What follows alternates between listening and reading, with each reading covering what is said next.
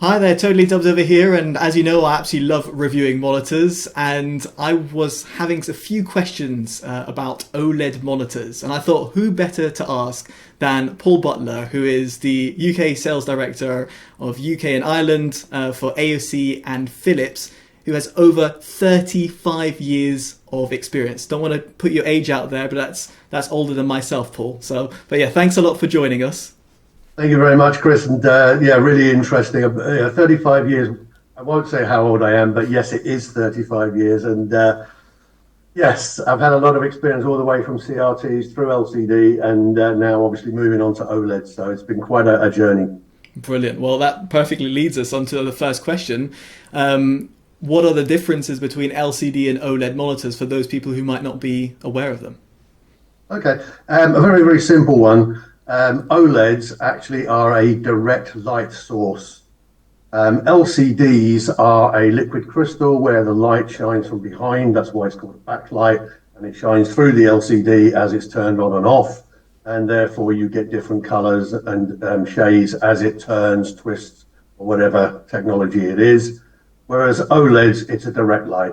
And it's progressed. It used to be 3 different colored lights. What they've actually realized now is that the best result is from a white LED and then use filters to make the colors. And both LG and Samsung, who are the 2 leaders in panels, are using a very similar technology. It's very high contrast, very, very fast response times, best viewing angles, and very, very thin. The only thing at the moment is they're a little bit more expensive. Yeah, absolutely. And it's interesting there because it's something I often refer to in my videos of the sub-pixel layout, where you've got slight differences between OLED and regular LCD panels, as you pointed out. And now with that white LED, it makes it almost very close to that LCD experience without having all the negative impacts of text clarity and all the things that come with OLEDs. Yes, exactly. And I think that's something that we're seeing as well, in that people are looking for something that gives them a different experience, especially in the gaming. And now we're moving on to people who want to use that technology in imaging, production videos, that kind of thing. But, you know, there are some issues with OLEDs, which I'm sure we'll cover, which make it different from LCD technology. And there are some things that you need to consider when you're buying your screen. Absolutely. So you did cover this briefly, but why have OLEDs then become so popular? I think the main reason is, if you actually think about it, most people started seeing OLEDs at home and going, wow, this is fantastic. Look at those black levels. Aren't they great? When is this coming in monitors? And for moving pictures, OLEDs, I think, are actually the best kind of experience that you can get. So if you're doing gaming, you're watching videos, fast moving images, it's fantastic. The black scenes really are black because when it's black, the light is turned off completely, which gives you an infinite contrast ratio. And also the color palette that you get with OLEDs is phenomenal. And they've quickly become popular, especially in gaming, because of the very fast response time. There's no blurring, there's no motion changing at all. And I think that's why they've become. Yeah, it's really true. And it's one thing I will say is a bit fascinating is that how glossy panels have now come back. So I'm sure you remember there were glossy panels before, specifically with IPS panels, that were mainly for image editors or video editors, as in they were non-gaming specific. And it seems like ever since OLEDs have come about, glossy panels have kind of risen again out of nowhere. And some people actually want them, which I find kind of fascinating because you think sunlight, bright lights, yeah. I think, again, you know, if you actually consider what a lot of people are using them for, and you know, the glossy panels are great in dark environments where there's no ambient light that can reflect off the screen. Those glossy panels, it makes no difference whether it's glossy or matte. The problem that you had in let's say the older times when glossy came out was that people were in offices, they had lots of reflections, the sunlight was there, and then they can't read anything, and then they came up with matte panels with anti-glare. And that's how that was born out. But now you're getting into a realm where people are in a dark room, they're gaming, they're watching videos, they don't have that issue, so you see glossy panels are coming back. if we get to a point, and I'm sure we will in the next few years, where OLEDs become the norm for offices, you might see that trend change back to anti-glare panels again, because nobody wants to have that on their desktop when they're working. Which makes sense. And that actually perfectly leads me on to my next question. Why are OLEDs more expensive than LCDs? If there's so many advantages there, why are OLEDs, well, they're not much more expensive, depending on what tier you go for, but generally speaking, they are more expensive. Yeah, so what you've got to realize is that the term OLED means that it's an organic material, it's an organic LED. And so by the nature of it, it's a lot harder to produce than, for example, an LCD, where you're talking about a liquid crystal, and what you're doing is effectively you're using a color filter to drive the light from behind that. The economies of scale for OLED haven't really hit the scene yet. I would say there are economies. I remember, because I'm so old, 35 years in this business, right?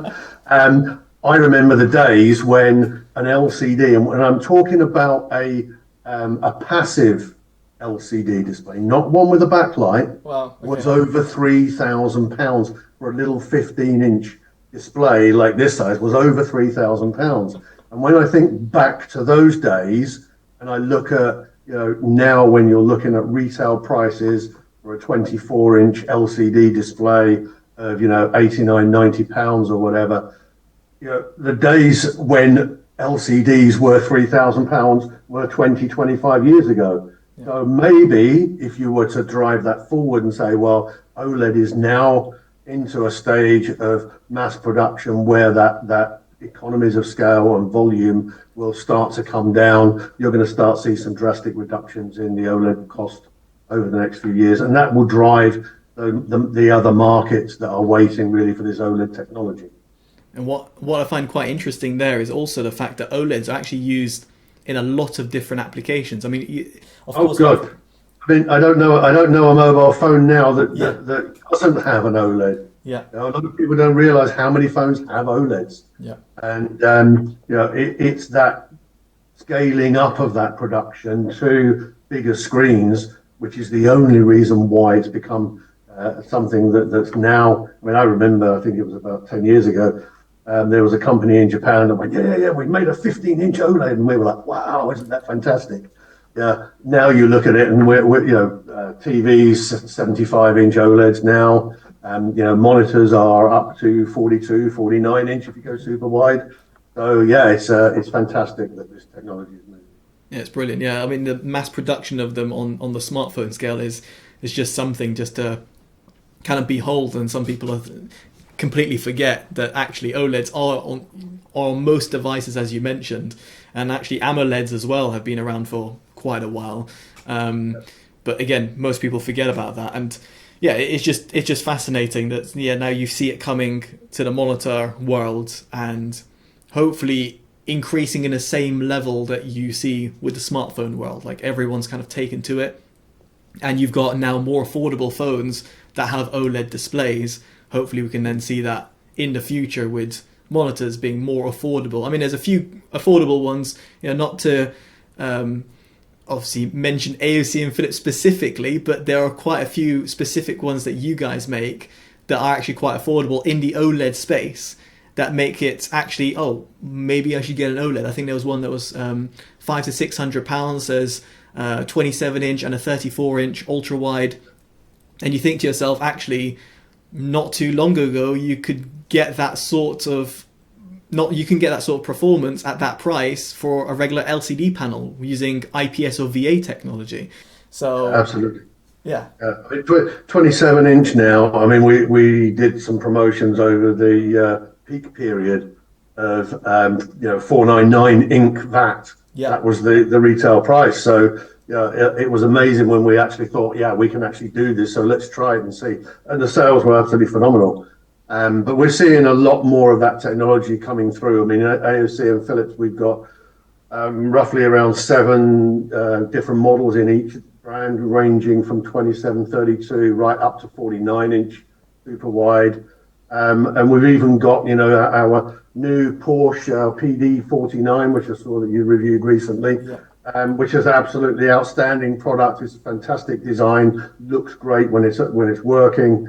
Yeah, I think you'll see people using these on things like Sims where they can see all the way around that kind of application. So yeah, on that point actually, there's monitors with smartphones and also the fact that their OLEDs are being used a lot more. Why is the brightness levels of OLEDs generally speaking lower than what you'd find on a regular LCD display? And by that I mean if you compare it with, like, let's say a mini LED structure on an LCD display on, let's say, full screen brightness of white, which wouldn't be realistic, but just if you're comparing and contrasting, why are OLEDs a lot dimmer? Yeah, it's an interesting question, and a lot of people do ask this, you know, because they do say, well, the HDR is rated at this and that. So OLEDs are very, very good at achieving a good maximum brightness over a very small area for a very small period of time. But as I said earlier, OLEDs are actually an organic material, and because it's an organic material, if you drive it too hard all of the time, it will degrade a lot faster. And when I talk about degradation, I'm talking, you know, in a normal operation, you're still talking about 10 to 12 years before you even notice it on your television. And, you know, it's around, from memory, it's about 50,000 hours, and 50,000 hours is a long time, believe me. But yeah, so we do have an automatic limitation in the brightness so that it doesn't degrade faster than we're expecting it to, and faster than the manufacturer of the panel says that it will degrade at. So there is a limitation. It's still perfectly usable. And if you really, really want high brightness all the time, then I would recommend people do look at the mini LED solutions, because they have backlights. Those backlights can last a lot longer. You know, they can also drive a lot more areas of change for the HDR in, you know, 1,000 separate areas that you can do it. And they're still very, very efficient. The best thing with OLED is because it is driven by each pixel, you do have that variation that you can use on each pixel. Yeah, as we say, we do limit that brightness so that it doesn't degrade the OLED faster than we. Which makes sense. I've got to say there's a few from, or at least there's one that comes to mind from AOC with Mini LED, and the fact it's so affordable. It's just incredible, the fact that I think I titled it HDR for everyone, or HDR for the masses, or HDR on a budget, something like that. It's just, you can get incredible performance with Mini LED panels, and sure, they won't give you the same sort of response time and motion clarity generally as OLEDs, but they're still a fantastic alternative, as you mentioned, for those people that do want all of that. So yeah, I mean we're using our the mini LED technology in our graphic monitors, and you know, we chose it specifically because we wanted to have the ability to have a high brightness with the HDR and the longevity as well, and that's why we've used that technology and not OLED. OLED would produce a fantastic picture, I'm sure, but we just felt the mini LED was a better technology. And yeah, and that to me makes sense. So with that, in terms of my next question, could you see OLEDs replacing LCDs in their entirety, at least in the near future? I don't believe that it will replace LCDs completely. I think there will be certain applications where LCD technology might still win out. And I think that if you're looking at that art, video performance, those are the areas which may retain the LCD. I think for office technology, it is something that is being considered at the moment. And that is a big improvement in terms of technology for OLEDs as they've developed it. And I think with increased competition, you'll actually start seeing people coming out with smaller, more affordable monitors, and that will migrate to the office, home office as well. So yes, it will happen. I think you'll still find some niche areas where LCD will prevail, but I think majority will move over to OLED eventually. Cool. Well, that's interesting. So with that in mind, we should talk about some of the OLED considerations, the things that you should have if you're considering an OLED for the first time. And of course, there is something that I normally mention in my videos is the burn-in effect. Can you explain a little bit what the burn-in effect is and how that affects OLED monitors specifically?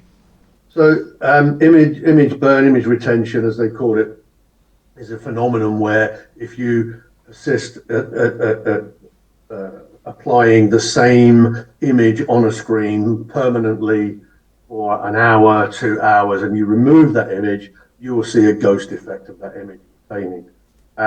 We've had that phenomena before on IPS, LCD, going back 10, 12 years ago. They had to introduce new measures to counteract that. You don't see it or hear about it anymore. On OLEDs, they are at a very, I would say, infancy stage with the technology on monitors. And for that reason, what they're saying is, yeah, don't apply the same logo on the same area. If you can avoid it, keep moving the picture around. And also, we've deployed other features within the product to actually help you enable to refresh the screen as often as you can. So, turning your monitor off occasionally, like when you do go out, make sure it does switch off. Make sure you're not sitting there leaving it with the same image. We've also got features, so we have a pixel refresh feature that's actually built into the product as well. That if we actually think that you're actually using it for a long term and you're applying the same image, you have a sequence which will come up and it will say, yes, please run the pixel refresh program. And if you ignore it, you have 4 hours. If you ignore it again and you get to 16 hours, it'll go, okay, enough is enough. We're going to refresh it for you. And what that does is effectively run a cycle where it will just reverse that effectively what was applied to that image, just to relax those pixels back again so you can start effectively from scratch. I mean, it's a technology, as I said, it's an organic technology, so you have to have those kind of things. It's like you're stretching a muscle. If you're pulling on that muscle all the time in the same direction, that muscle is just going to stay there and go rigid. But what you do is you effectively are just relaxing that muscle, going back again to where it was. As organic material, it goes, okay, right now, start again. So all of this is to enable users to run a lot longer and then give a longevity to the product. So yeah, actually, speaking of which, in terms of the brightness levels, Paul, what about when it comes to VR flicker? Because there's brightness fluctuations, specifically when you're using AMD FreeSync or NVIDIA G-Sync. It's something I've noticed specifically with the latter. When I'm running the NVIDIA Pendulum demo or I'm playing games with NVIDIA G-Sync enabled. Why does VR flicker occur when it comes to OLED monitors? Because it's not something that I've noted, as far as I'm aware, from 260 plus monitors reviewed when it comes to LCD panels. Yeah, it's an interesting one because, I mean, personally, I have to say I haven't experienced it, but I'm aware of it, and I'm aware, in certain review circumstances that it has come around and it can be seen. It seems, from my understanding, to happen when the refresh rate is extremely low, and as you say, with the graphic card with AMD FreeSync or with G-Sync. And it seems to be that the time between frames is not long enough so that the pixels' instant response time can make the brightness variations more noticeable. And I think if you're in static environments, so I think if you're in, thinking about it, the pendulum clock situation, and I think seeing the flicker on that, it's probably different from when you're in a real world gaming experience or you're in a video that's moving continuously. You probably wouldn't even notice it. And it's not something that we've had people come and go, well, how can I cure this? Because I don't think that you would be able to cure it, but you'll only ever see it if you're in that static situation where there's something moving, like, as you say, the pendulum is probably a very good example of when that happens. I only mention it, or also ask you about it because it's good to get your insight about it, but also the fact that it's just something that might be of concern to some people who might have like really sensitive eyes, like it happens with like motion blur reduction technologies. But yeah, it's just interesting to hear your thoughts and your analysis about that, because yeah, as you said, it's not overly important, but there might be few and far between in terms of people who might be interested. So now hopefully they have their answer. That actually concludes all my questions about OLEDs. I'm sure there'll be some people who have a lot more questions, but we could talk for hours. Like you and I, we always talk for hours anytime we see each other. But what I would recommend, Chris, is if people do have questions, post them in the response. Yep. You'll pick them up, feed them to me, and we'll come back with any answers on those. I really appreciate that, and that's a great way of interacting with the video, with adding comments. So I'll probably be looking at your posts and I'll reply to them straight away. Again, thanks a lot for taking the time, for being on video as welcome. well. It's great that people can see your face. Other than just my face. And yeah, if people have appreciated the video, definitely do drop a like, subscribe, and all that good stuff. But yeah, make sure you post your comments down the comment section below, and then Paul and the team will hopefully get back to you guys soon. So. And if you want to find me, look me up on LinkedIn. So yes, absolutely. Yeah, I'll post a link down in the description to yourself. And so if people want to reach out to you directly, then maybe not with monitor questions, but more for like serious inquiries, like serious inquiries. That's great. Yeah, absolutely. Brilliant. All right. Well, thanks a lot. Yeah, take care, guys. Yeah. Talk to you. Speak to you soon. Yeah. Bye.